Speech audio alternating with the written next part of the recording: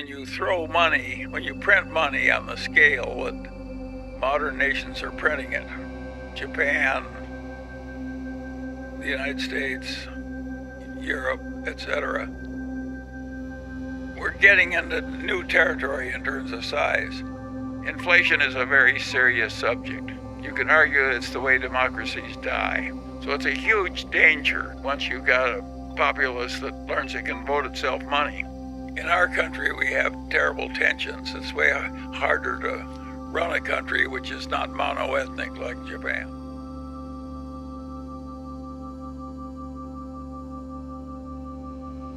If you look at the Roman Republic, they inflated the currency steadily for hundreds of years, and eventually the whole damn Roman Empire collapsed. What makes life interesting is we don't know how it's going to work out. I think we do know we're flirting with serious trouble. I think we also know that some of our earlier fears were overblown. There's never been anything quite like what we're doing now, and we do know from what's happened in other nations, if you try and print too much money, it eventually causes terrible trouble.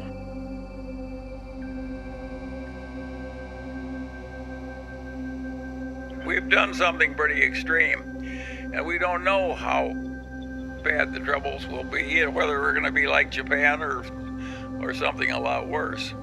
I think it's encouraging that Japan could print as much money as it has and remain as civilized and calm and admirable as it has. And so I hope to God the United States is similar happy outcome. And we are closer to terrible trouble than we've been in the past, but it may still be a long way off.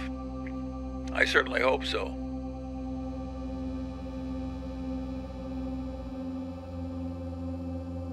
Do you think it's likely that we will experience a major increase in interest rates in the upcoming decades, like, for example, in the period between 1950 and 1980? Well, that, of course, is a very intelligent question and a very difficult question. When you throw money, when you print money on the scale that modern nations are printing it, Japan, the United States, Europe, etc., we're getting into new territory in terms of size. The Japanese bought back not only a lot of their own debt, but a lot of their common stocks. So the Federal Reserve System, you can't imagine how much money printing Japan has done. They haven't had all that much inflation, and it's still a very admirable civilization. In fact, you could argue that Japan is one of the more admirable civilizations in the whole world.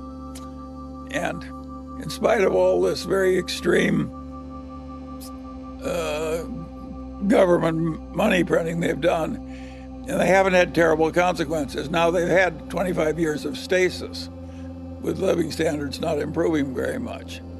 I don't think that came from their macroeconomic policies. I think that came from the rise of tough competition for their export powerhouse from China and Korea.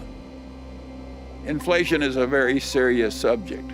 You can argue it's the way democracies die. So it's a huge danger once you've got a populace that learns it can vote itself money.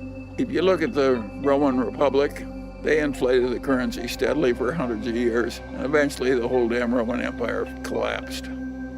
So it's the biggest long-range danger we have, probably, apart from nuclear war. The safe assumption for an investor is that over the next 100 years, the currency is going to zero. That's my working hypothesis.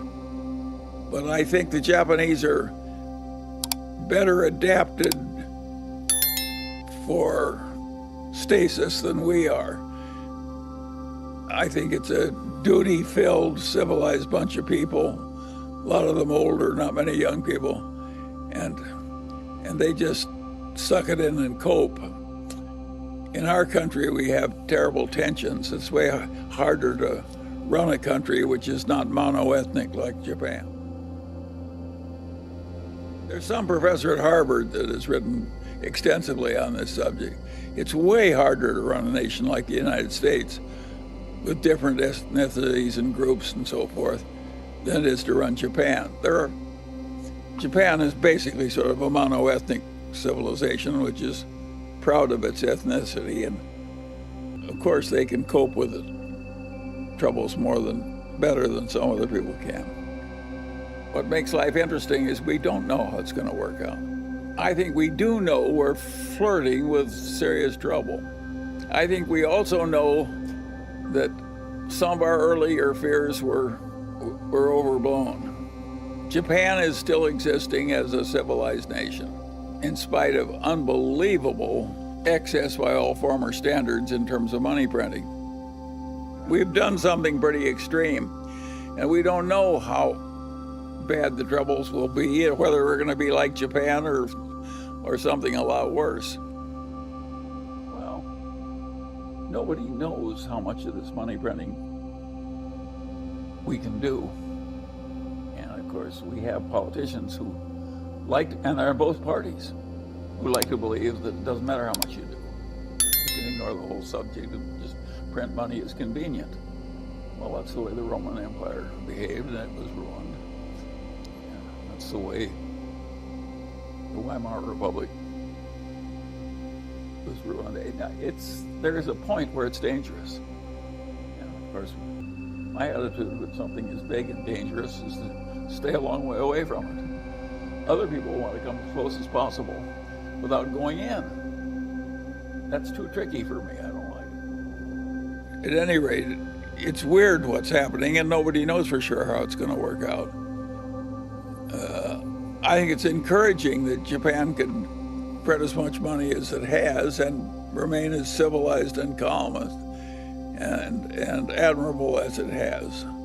And so I hope to God the United States has similar happy outcome. Japan is one of the more admirable civilizations in the whole world. And in spite of all this very extreme